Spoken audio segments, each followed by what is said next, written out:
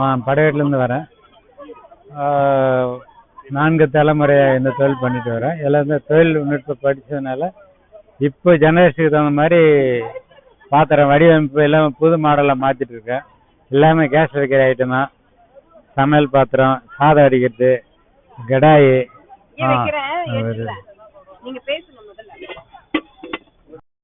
Tumbler, bottle, jug, ஜாடி, சாப்பிட்ற தட்டு எல்லாமே 100 அரிசி சாதம் வடிக்கிறது. அதே மாதிரி பெருசாக குழம்பு வைக்கிற மாதிரி இந்த பாத்திரம் குழம்பு வைக்கிறதுக்கு, சாப்பிட்ற தட்டு இல்லை சாப்பிட்ற தட்டு, சாதம் வடிக்கிறது, தோசை சட்டி, இட்லி சட்டி வீட்டில் விட்டு அது எடுத்துன்னு வரல. இட்லி சட்டி வீட்டில் இருக்குது.